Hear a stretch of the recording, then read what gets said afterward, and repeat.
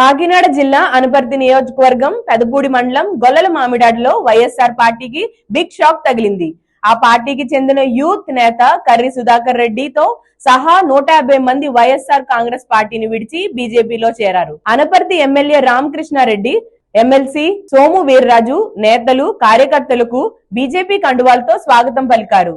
ఇది ఒక చారిత్రక ఘట్టమని, మామిడాడిలో పూర్తిగా ఆ పార్టీని క్లీన్ చేస్తామని ఎమ్మెల్యే రామకృష్ణారెడ్డి తెలిపారు. ఒక మైలురాయి అనపర్తి రాజకీయ చరిత్రని తిరగరాసిన రోజు ఈరోజు యాదృచ్ఛికంగా పరశురామ జయంతి అయింది. పరశురాముడు ఏ విధంగా అధర్మాన్ని జయించడం కోసం ధైర్యంగా ముందుకు వెళ్ళి ధర్మాన్ని నిలబెట్టడం కోసం నిబద్ధతతో ముందుకు వెళ్ళాడో, అదే జయంతి రోజున ఈ విధమైన కార్యక్రమం ఇక్కడ జరగడం యాదృచ్ఛికంగా జరిగినా అదే వరవడిలో ఇవాళ కూటమి ముందుకు వెళుతున్న నేపథ్యంలో ఇక్కడ జరుగుతున్న అభివృద్ధి మంత్రానికి ముగ్ధులై అనేక మంది వైఎస్ఆర్సీపీ ముఖ్యులు ఇవాళ భారతీయ జనతా పార్టీలో ఇక్కడ చేరడం జరిగింది. ముఖ్యంగా ఇది ప్రతి ఒక్కరూ ఉదాహరణగా తీసుకోవాల్సిన అవసరం ఉంది. రాజకీయ కారణాలతో కాకుండా అభివృద్ధికి ముగ్ధులై రావడం అనేది చాలా సంతోషించదగ్గ పరిణామం.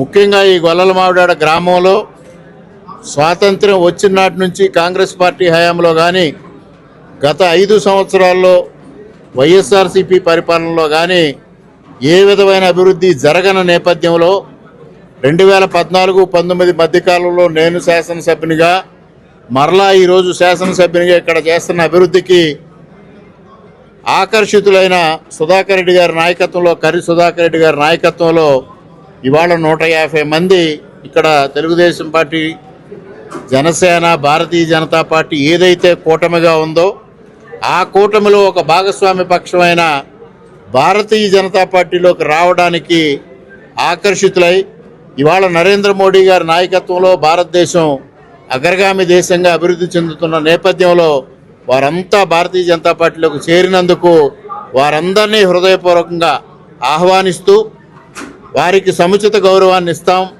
ఈ గ్రామాన్ని మరింత అభివృద్ధి చేస్తాం. ఒక్క గ్రామమే కాకుండా నియోజకవర్గం మొత్తాన్ని అభివృద్ధి చేస్తామని సవినయంగా అందరికీ తెలియజేసుకుంటూ, ప్రతి ఒక్కరూ అభివృద్ధికి మీ బాసట మాకు అందిస్తే, మీ మద్దతు మాకు అందిస్తే తప్పనిసరిగా మరింత ద్విగుణీకృత ఉత్సాహంతో నియోజకవర్గాన్ని అభివృద్ధి పదంలో నడిపిస్తామని ఈ సందర్భంగా తెలియజేసుకుంటూ సెలవు.